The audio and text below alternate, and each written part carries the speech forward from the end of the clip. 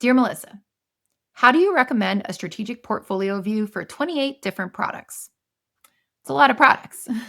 One thing I would think about when you're thinking about views is who is viewing it, right? Who's your audience and what do they have to do when they are looking at 28 different products? It's probably going to be the product leader or the CPO across all of those products trying to figure out how to bring them together.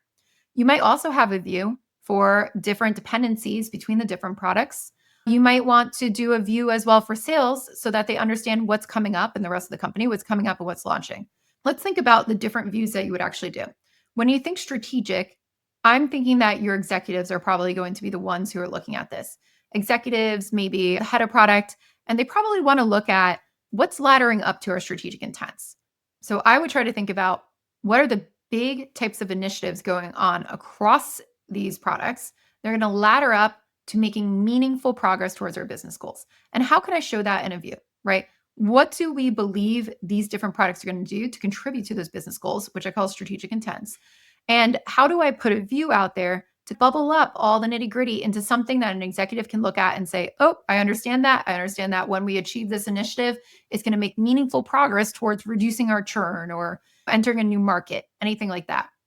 So you don't want to go into all the nitty gritty that's on the roadmaps for every 28 of those different products, right? You don't want to get into what I call options. Some people call it epics on the teams. We want to go up a level into initiatives.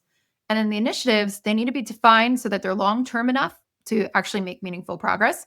But they also should be things that are tying back to customer problems, tying back to bigger feature ideas or bigger product ideas, and then relating back up to the strategic intents.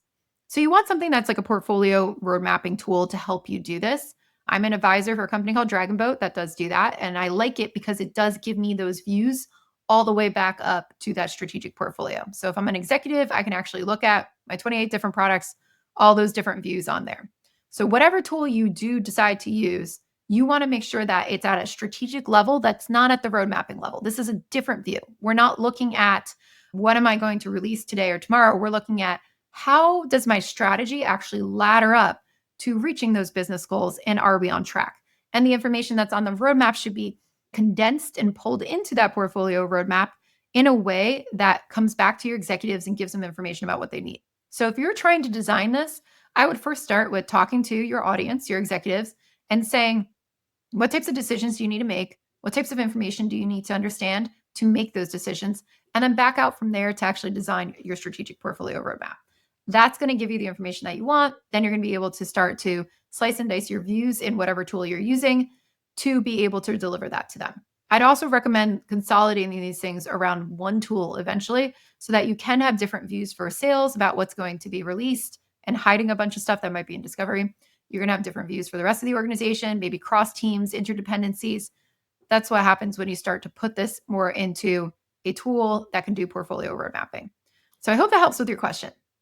28 products is a lot. You want to make sure that you're giving the right people the right information. And remember, there is no one view to rule them all. So that's it for Dear Melissa this week. If you have questions for me, again, go to dearmelissa.com and let me know what they are.